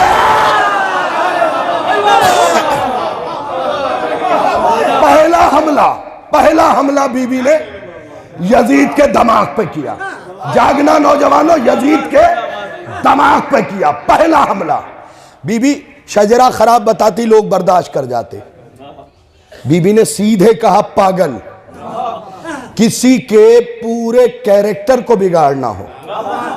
बहुत अच्छा हॉस्पिटल चला रहा हो, कोई आया पूछने डॉक्टर कैसे है तो बहुत अच्छा, कभी कभी 2 घंटे के लिए पागल हो जाता है, एक मरीज नहीं आएगा।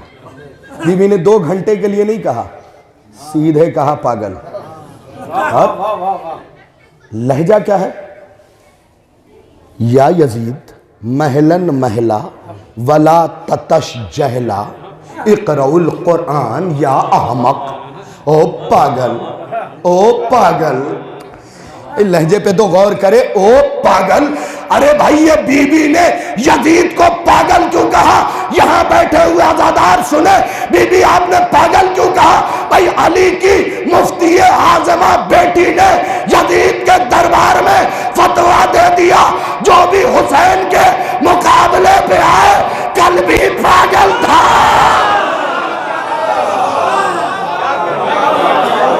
आज भी पागल है। अब सारे जुमलों को छोड़ते हुए सिर्फ एक जुमला सुन लीजिए। बीबी रोब, जलालत, तमकनत, वकार, सकीना सब बीबी के पीछे, बीबी इन सब से आगे। उसके बाद बीबी ने कहा यजीद तू तारुफ करवाएगा या मैं करवाऊं? इस जरा सा हर चीज के लिए तारुफ जरूरी है ना। तू तारुफ करवाएगा या मैं करवाऊं? मैं अल्लाह की कसम खा के कह रहा हूं, ज़रीए अक़दस से तवस्सुल करके कि इस वक्त मेरी मदद कर दीजिएगा सरकार, कि मैं बरेली में यह फिक्रा समझा सकूं। बीबी ने कहा तू तारुफ करवाएगा या मैं करवाऊं? उसके बाद कहा अल्लाह तेरा मुंह तोड़े, तू क्या तारुफ करवाएगा? कभी शराब ने भी कौसर को पहचानवाया है। अज़मतुल्लाह, कभी शराब ने भी कौसर को पहचानवाया है। जुमले तो बीबी ने 2 बोले थे और इसके अलावा 14 जुमले और हैं, सिर्फ 2 सुना के रब्ते मसायब। कभी शराब ने भी कौसर का तारुफ करवाया है। आजकल हमारे कौम में भी कुछ सोसाइटी मेंटेन करने के लिए मौलाना क्या करते, असल में दोस्ती है पुरानी। हाँ, जहाँ शराब सर्व कर की जाती है वहाँ भी बैठ जाते हैं, भले पीते ना हो लेकिन बैठते हैं, वो भी हराम है। बीबी ने कहा कभी शराब ने भी कौसर का तारुफ करवाया है। ये जुमला कह के बीबी ने 1400 साल बाद नहीं, कयामत तक ये पैगाम दे दिया कि शराबी और हैं, हुसैनी और हैं। भाई अब इस जुमले को सादगी से ले लीजिएगा और समझ लीजिएगा। बीबी ने क्या कहा? कभी शराब ने भी कौसर का तारुफ करवाया है। आगे बीबी कहती है तू अपनी जबान अपने मुंह में बंद रख और हमारे सामने उसे जुम्बिश देने की कोशिश न करना। कभी हराम ने भी हलाल को पहचानवाया है।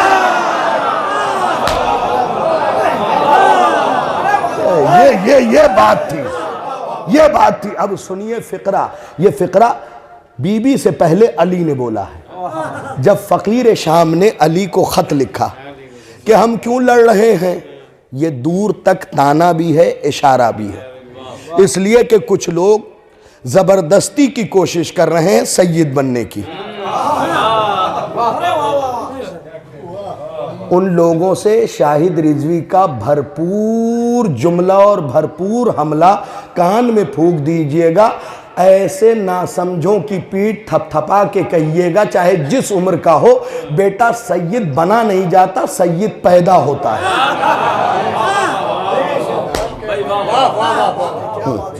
कोई भी व्यक्ति विशेष न ले। तो अली के पास जब फकीर शाम ने खत लिखा तो अली ने उस खत को पलटा। पलटने के बाद एक जुमला लिखा।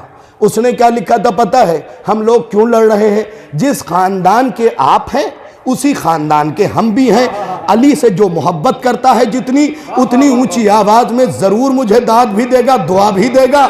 उसने लिखा कि हम दोनों एक ही खानदान के हैं। अली ने पलट के उसी खत के पीछे लिखा, सुन फकीर शाम, कभी चिपकाया हुआ असली नहीं होता है। आए, आए। कभी चिपकाया हुआ असली नहीं हुआ करता। असली और है, चिपकाया हुआ और है। स्टिकर एक दिन अलग होगा ही, चाहे जितना गम खा के गम लगाया हो, एक दिन अलग होगा ही। बस इसी दुआ के साथ समेट ली मैंने गुफ्तगू कि अहले बैत के मामले में 2-3 बातें समझा रहा हूं। अपनी मजाक मस्ती की ज़बान में अहले बैत का जिक्र न कीजिएगा कि मजाकों के बीच में अहले बैत की कोई बात बयान कर दी। नहीं, अहले बैत हमारी मजाक के लिए नहीं। दूसरी चीज़ ये बता रहा हूं कि हमेशा अहले बैत की इज्जत का ख्याल रखिए। बहुत प्यार से अच्छे से समझा रहा हूं। इस वक्त कुछ लोग ऐसे भी आ गए हैं अनवर भाई जो ये कहते हैं कि आप मजलिस में जा सकते हैं चाहे जिस हालत में हो रहा है, आप भी जानते हैं, बाहर निकलते रहते हैं। मैं आपको बताऊं, आज से 1000 साल से ज़्यादा पुरानी किताब है मनाक़िब इब्न शहर आशूब, उसके सफ़ा नंबर 269, सतर नंबर 12, 13, 14। किबला रुख होके ये किताब खोलेंगे तो ये रिवायत दाहिनी तरफ लिखी हुई है। अजीम आलिम दीन 1000 साल से ज़्यादा हो गए इन्हें गुजरे हुए। वो अपनी किताब में एक वाक़या लिखते हैं कि हमारे 8वें मौला घोड़े की लजाम पकड़े हुए थे। घोड़े ने हिनहिनाना शुरू किया, इमाम ने लजाम छोड़ दिया, घोड़ा जंगलों की तरफ भाग गया। थोड़ी देर बाद वापस आया। सहाबा ने घेर के पूछा, फर्जंदे रसूल, जब इसे वापस आना था तो छोड़ा क्यों था? मौला ने कहा, मैं कुछ नहीं कहूँगा, उसी से पूछो। तो सहाबा ने हैरत से कहा, मौला ये तो जानवर है, हमसे बोलेगा? इमाम ने मुस्कुरा के कहा, सारी जिंदगी शक ही कर तो रहोगे। जब घोड़े से पूछा कि भाई ये चक्कर क्या था, तूने हिनहिनाया, इमाम ने लजाम छोड़ी, तू जंगलों की तरफ गया, फिर वापस आ गया। उसने कहा, मामला ये था कि मुझे रफ़े हाजत महसूस हुई थी, मुझे रफ़े हाजत महसूस हुई थी। इशारा तो समझ लोगे ना, मुझे रफ़े हाजत महसूस हुई थी। सहाबा ने कहा, यहाँ क्यों नहीं कर लिया? घोड़े ने जवाब दिया, जानवर हूँ लेकिन इमाम की इज्जत जानता, इमाम की इज्जत जानता, लिहाजा दस्ते अदब। आप मसले की किताब देखिए, बात समझ की है, आप मसले की किताब उठा के देखें। अगर आप पे गुस्ल वाजिब है और आपको भूख लग गई शिद्दत की कि जान जा रही है, तो भी शरीयत ये कहती है कि कुल्ली करो, चेहरा धुलो, हाथ धुलो, फिर खाओ। तो जब आपके आम खाने के लिए ये एहतियात है, तो अगर नजरे मासूम खाना हो, समझा कीजिए खुदा के लिए। और इस वक्त एक फैशन और चल रहा है, अरे नजरें हैं, कोई बात नहीं, पानी नहीं है तो क्या, बिस्मिल्लाह बिस्मिल्लाह, चूंकि मौलवी साहब को फौरन जाना होता है। नहीं, नजर का रखा है तो पानी जरूर रखिए, एहतराम जरूरी है। रोजमर्रा की प्लेटों में इमाम की नजर न लाइए। समझिए खुदा के लिए। मेहमान आता है तो घर का नया बर्तन निकालते हो,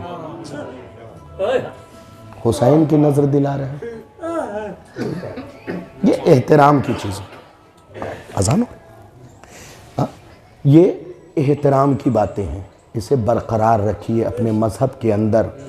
अगर फर्श अज़ा उलट जाए तो इसे पैर से सीधा ना कीजिए। कभी मुसल्ले को पैर से ठीक किया है? जिस पे आप खड़े होते हैं, जब उसे पैर से ठीक नहीं करते तो जिस पे वक्त का इमाम बैठता है।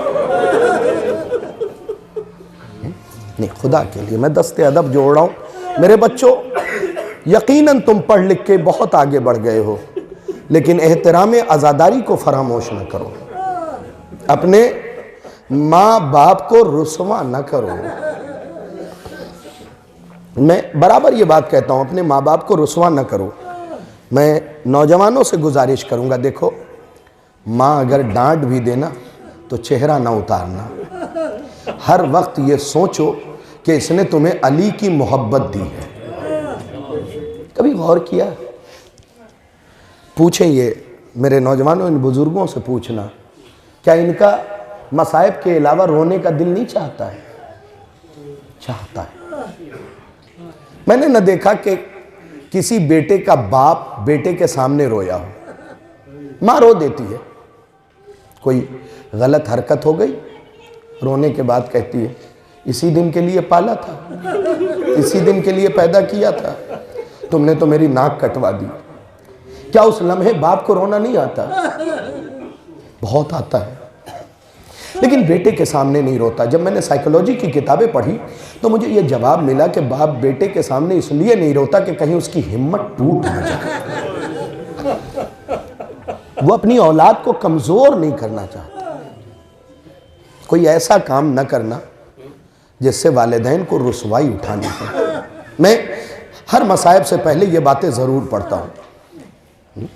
कभी तुमने गौर किया, कभी तुमने सोचा, आप मेरी तरफ मुतवज्जे रहे, कभी तुमने सोचा कि तुम्हारा बाप धूप में इस शहर से उस शहर किस लिए घूम रहा है? वो इतना तो कमा चुका है कि अपना पेट पाल ले।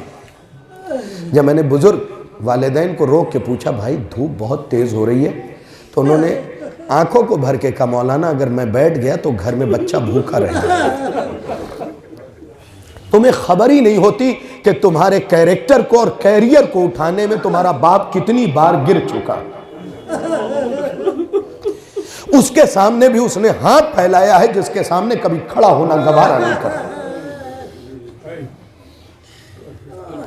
तुम्हारी मां हाथ में रोटियां बनाते हुए छाले पड़ गए, लेकिन उस हालत में भी बनाए जा रही है कि मेरा बच्चा स्कूल से आ रहा है। तुम्हारे यहां क्या होता है? मां ने कुछ बोल दिया, रूठ के घर से चले गए। जवानी दिखा रहे हो, बाइक तेज चला रहे हो, क्या हो गया है तुम्हें? तुम्हारी रफ्तार तुम्हारी जान ले लेती है और तुम्हारी मां जिंदा लाश बन जाती है। ऐसे काम ना करो मेरे बच्चों, ना करो ऐसे काम। अगर पढ़ रहे हो तो इतनी मेहनत करो कि तुम्हारे माँ बाप तुमसे राजी हो जाए, कौम के लिए बायस इज्जत बन जाओ। अगर काम कर रहे हो तो ये सोचो कि तुम्हारी तरह औरों का घर भी तुम्हारे जरिए चलने लगे।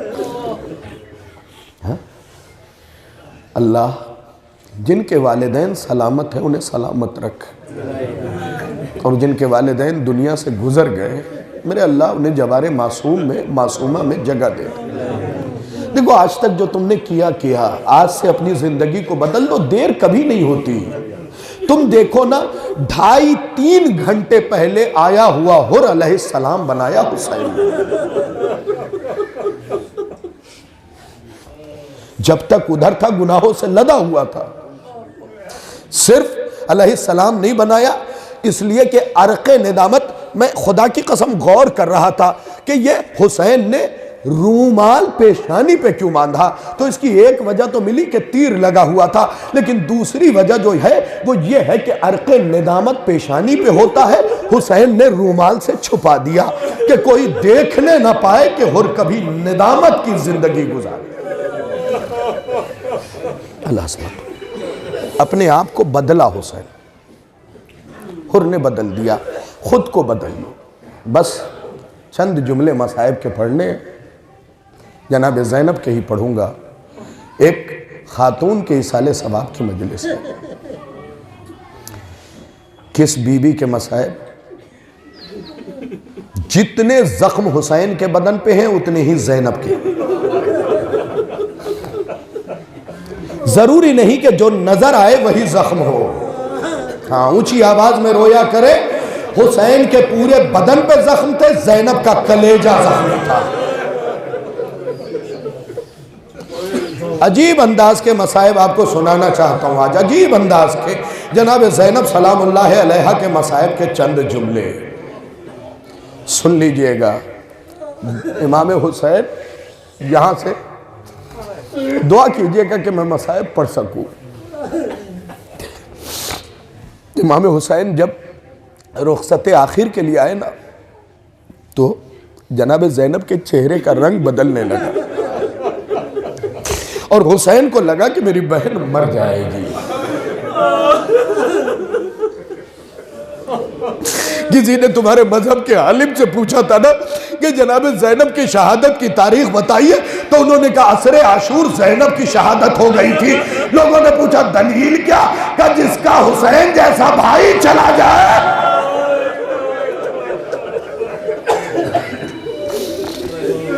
सुनेंगे हजरात मसाइब, जब बीबी के चेहरे का रंग बदला ना, जर्द पड़ गया।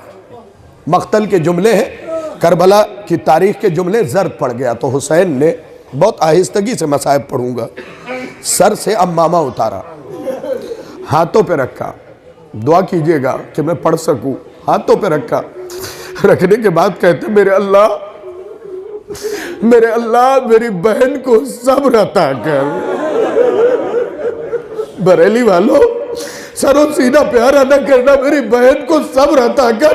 ज़ैनब ने कलाई पे हाथ रखा, कहा भैया मेरे सब्र की दुआ न कीजिए, सब्र भी मेरे सब्र से आजिज आ जाए।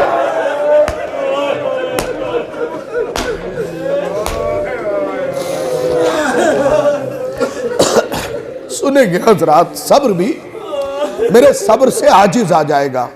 तड़प के हुसैन ने कहा सब्र आजिज आ जाएगा। कहा सब्र को भी हैरत होगी ज़ैनब की सब्र पे, ज़ैनब के सब्र पे सब्र को भी हैरत होगी। अब ये कह के बीबी ज़ैनब चलने लगी। हुसैन ने अब कलाई पकड़ा, कहा ज़ैनब सब्र को हैरत होगी? कहा हाँ भैया, हाँ भैया सब्र को हैरत होगी। कहा ज़ैनब बता के जाओ, इसलिए कि अली अकबर के सीने पे बर्छी लगी, जितना दाग तुम्हारे दिल पे है उतना मेरे दिल पे है। अब्बास के बाजू कटे, जितना दर्द तुम्हें है उतना दर्द मुझे है। अली असगर के गले पे तीर लगा, जितना तुम्हारा कलेजा जख्मी उतना मेरा कलेजा जख्मी। फिर सब्र को हैरत कैसे होगी?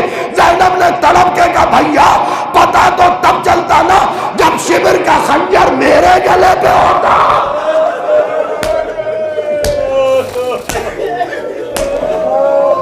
और 70 कदमों के फासले से आप देख रहे, ये तो ज़ैनब है। आपने मुलाहिजा किया और यकीनन आपने महसूस किया होगा कि ज़ैनब बीवी ने कहा क्या है? कहा भैया पता तो तब चलता ना जब शिमर का खंजर मेरे गले पे होता। और 70 कदमों से आप देख रहे होते ये ज़ैनब है कि हुसैन जैसे भाई के गले पे खंजर,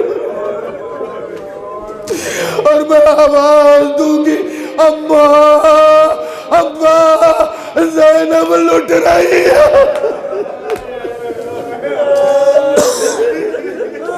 तड़प के रोए, कोई जल्दी नहीं, तड़प के रोते रहे। आखिरी फिक्रा, आखिरी 2 या 3 मिनट।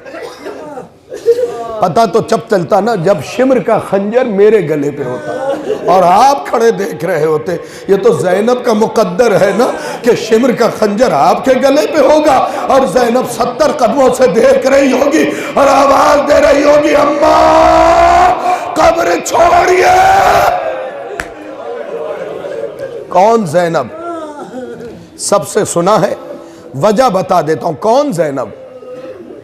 वो ज़ैनब जो नाना के कब्र पे आके, माँ की कब्र पे आके मरसिया पढ़ती है, कहती है नाना ज़ैनब आ गई। अभी भी के फजाइल पढ़े तो उन्हीं के मसाइब पढ़ो। ज़ैनब आ गई। नाना हैरत इस बात पे है कि जिंदा आ गई। रो लें मोमिनीन, हैरत इस बात पे है कि जिंदा आ गई। नाना करबला से शाम तक और शाम से करबला तक तेरी नवासियों को इतना जगाया गया है कि अब कुछ सुझाई नहीं देता। कद अमैना का लफ्ज है, समेट ली। तुम्हारे और मेरे चौथे इमाम ने एक फिक्रा कहा है, मुझे ताज्जुब है उन नमाजियों की नमाज के ऊपर जो अपनी नमाज तमाम कर ले, ज़ज्र बिन कैस, हारिस बिन नौफिल, हकीम बिन तुफैल पे लानत न करे। मैंने किताब में तलाश किया तो मुझे मिला कि ज़ज्र बिन कैस को इस बात पे मुअय्यन किया गया था कि जब अहले हरम में से कोई सोए तो वो पत्थर खींच के मारे। ये पत्थर का निशानेबाज था ज़ज्र बिन कैस। हारिस बिन नौफिल नेज़े की अनीस ज़ैनब को चुभोता था। नहीं, मैंने पढ़ दिया, आपने सुन लिया, तड़प के आपकी हाय नहीं निकली, इसीलिए तो ज़ैनब पूरी जिंदगी पीठ के बल सो न सकी।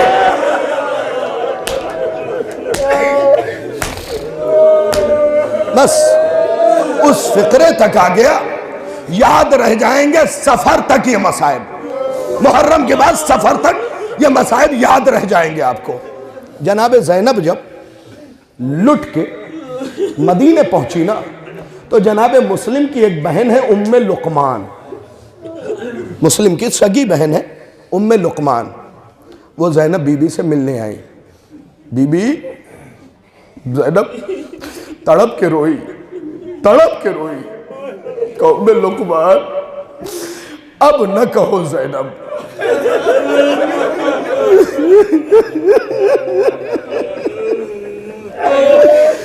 उम्मे लुकमान मेरा अब्बास न रहा,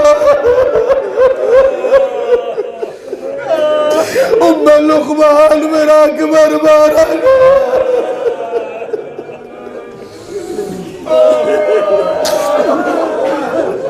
उम्मे लुकमान नाज उठाने वाला भाई करबला में सो गया।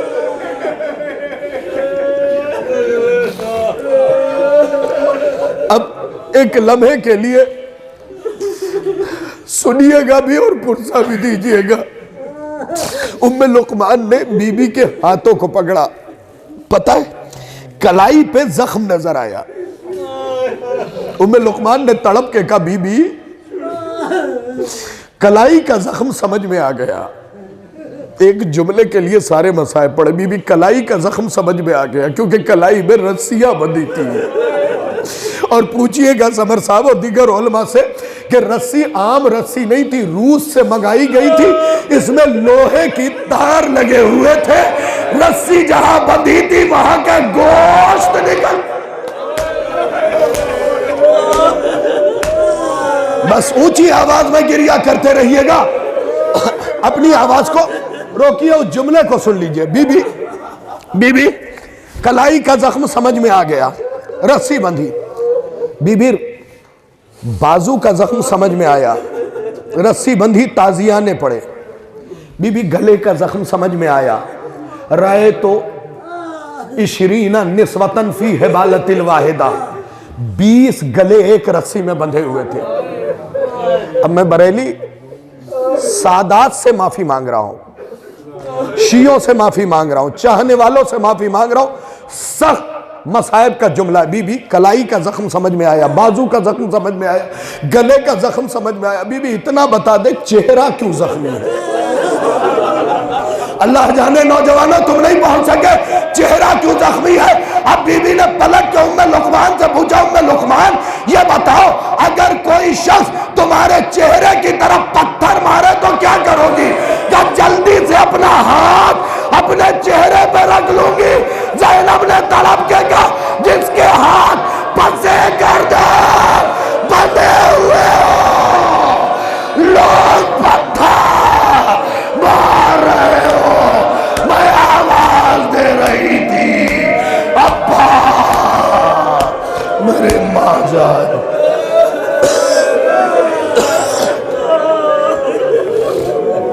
अला लानतुल्लाह माबूद, तुझे वास्ता मोहम्मद व आले मोहम्मद का हमारे इन आंसुओं को कबूल फरमा, इन आंसुओं को रूमाल सैयदा में जगह मरहमत फरमा, इन आंसुओं को हमारी बख्शिश और शफाअत का जरिया करार दे। ए मेरे अल्लाह, ये जितने अज़ादार यहाँ बैठे हैं, इनमें से किसी को भी उस वक्त तक मौत न देना जब तक अपनी आंखों से करबलाए मुअल्ला, Najaf Ashraf, Mashhad मुक़द्दस, Kazmain, Samarra, जन्नतुल बकी, जन्नतुल मुअल्ला और तमाम अतबात आलिया की ज़ियारत न करने। एक अपनी तरफ से गुजारिश कर रहा हूँ, अगर तुम पहले करबला की ज़ियारत कर चुके हो तो कोशिश करना कि पैसा उतना हो रहा है कि करबला जा सको तो पहले शाम चले जाए। ये मेरी गुजारिश, किताब की बात नहीं है। मैंने शाम जाने के लिए इसलिए कहा कि हुसैन की बेटी अकेली है। पता है जब शाम से रिहाई मिली थी तो शाम की औरतें ज़ैनब के पास आई थी, कहती है बीबी बताइए हम आपके लिए क्या पेश करें। बीबी ने कहा अगर कुछ मांगे तो दोगी, कहा हम जान भी दे देंगे। ज़ैनब ने कहा मुझे जान नहीं चाहिए, जब शाम हो तो मेरी भतीजी की कब्र पे आ जाना, इसे तन्हाई से डर लग। कोशिश करना कि शाम जाओ कब्र सकीना पे अब्बास की शान का कोई नोहा पढ़ दो, कोई नोहा पढ़ दो। भतीजी को अपने चचा से बड़ी उनसीयत है, पता नहीं क्यों। जहां आलम देखो ऐसा लगता है मश्क के साथ कि सकीना अब्बास के साथ खड़ी है। मौला सलामत रखे जिन लोगों ने ये मश्क लगाई, बड़ा सवाब है, अजीम मर्तबा है। शायर इलाही है, ये भी इज्जत किया करे। जो भी बारगाहों को सजाए, फर्श लगाए, मिंबर सजाए, अल्लाह उन सब को सलामत रखे। ए मेरे अल्लाह, ए मेरे अल्लाह, ए मेरे अल्लाह, हमारे नौजवानों को जनाब अली अकबर के राह पे चलने की तौफीक इनायत है। ए मेरे अल्लाह, हमारे कौम के बुजुर्गों को सलामत रख। ऊंची आवाज़ में आमीन कहा करें। आपके मौला का फरमान है कि अल्लाह जिन इलाकों से नाराज़ होता है वहाँ से बुजुर्गों को उठा लेता है और उठाने के बाद नहूसतें उतार देता है। मेरे अल्लाह हमारे कौम के बुजुर्गों को सलामत रख, सेहत के साथ सलामत रख। ए मेरे अल्लाह हमारी कौम के नौजवानों को सलामत रख। मैं फिर हाथ जोड़ के कहूँगा, नौजवानों अच्छी बाइक पे बैठो लेकिन रफ्तार पे कंट्रोल रखो। मेरी हाथ जोड़ के तुमसे मजलिस के बाद गुजारिश, कंट्रोल रखो, इसलिए कि तुम्हारे हादसे न जाने कितनी जिंदगियां बिगाड़ देते। आजकल हुजूर हादसों की मौत बड़ी हो रही है। मैं अक्सर जगहों पे ये पढ़ता हूँ कि हादसे की मौत से बचना चाहते हो ना, सुबह उठ के अपने आखिरी इमाम को सलाम करो, अस्सलामु अलैका या साहिबल असर वज़्ज़मान। ये कैसे मुमकिन है कि तुम मुस्तहब काम अंजाम दो और इमाम वाजिब छोड़ दे। अगर इमाम ने जवाब दे दिया ना तुम्हें, तो तुम्हारे हादसात तुम्हारा बाल भी बाका नहीं कर। बस ए मेरे अल्लाह, जिस मरहुमा के इसाले सवाब के लिए मजलिस मुनक़िद की गई है उसे जवारे मासूमा में जगह इनायत फरमा। ए मेरे अल्लाह उनके लवाहिकीन को सब्र इनायत फरमा। ए मेरे अल्लाह तुझे वास्ता मोहम्मद व आले मोहम्मद का, तुझे वास्ता शुहदा का, स्वादिकीन का, स्वालिहीन का, फाइजीन का, कर्रूबीन का, नबीयीन का, इज़्ज़ मोमिनीन का, हमारे घर की बुज़ुर्ग औरतों में वही बुज़ुर्गी अता कर दे जो आज से 20 साल 30 साल पहले हुआ करती थी। खुदा की कसम मैं सोचता हूँ हुजूर, हमारे घर से वो औरतें कहाँ चली गईं जिनमें इतनी बुजुर्गी थी कि जब औलाद घर के बाहर निकलती थी तो कुरान का साया देती थी, इमाम जामिन बांधे बिना नहीं निकलने देती थी, सीने पे या अली लिख के तब कहती थी मौला के हवाले। कहाँ चली गई, कहाँ चली गई वो तहजीब, कहाँ चला गया वो तमद्दुन। मेरे अल्लाह, फिर से फातिमा की चाहने वालियां, फिर से जनाब सैयदा की विला में मखमूर औरतें हमारे घर में उतार, उन्हें नेक तौफीक दे। मेरे अल्लाह हमारे बच्चियों के सरों पे पर्दा सलामत रहे। ए मेरे अल्लाह, जो भी इस दुनिया से गुजर गया है, मेरे अल्लाह हम इंतहाई गुनाहगार इसियाकार हैं। क्या दुआ मांगे, इसीलिए 14 का वास्ता दे के दुआ मांगते हैं। ए मेरे अल्लाह, जिनका कोई वारिस मौजूद नहीं है उनका वारिस पर्दे वाला है। ए मेरे अल्लाह, उन सब को बख्श दे जो इस दुनिया को छोड़ के चले गए हैं। ए मेरे अल्लाह, जब हम इस दुनिया से जाएं तो हमें तौफीक दे कि हम अपने मीरास में से कुछ माल अपने इमाम से मखसूस कर सकें। कितने अच्छे थे वो बुजुर्ग कि जब इस दुनिया से जाने वाले होते थे उससे बहुत पहले बारगाहों के नाम ज़मीनें वक्फ़ कर देते थे, दुकान वक्फ़ कर दिया करते थे, करबला के नाम वक्फ़ कर दिया करते थे। अब तो पता नहीं कैसे लोग आ गए जिन्होंने उन ज़मीनों पे भी टेढ़ी निगाहें की होंगी।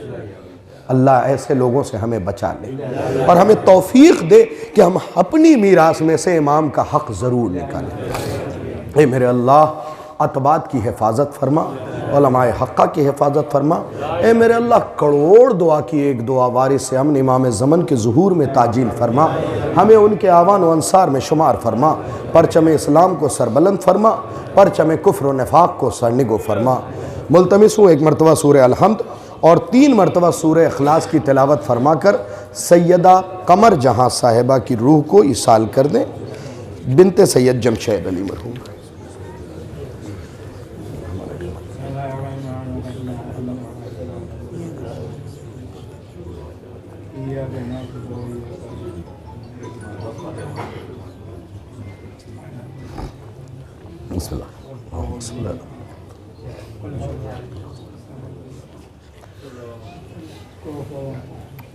बिस्मिल्लाहिर्रहमानिर्रहीम।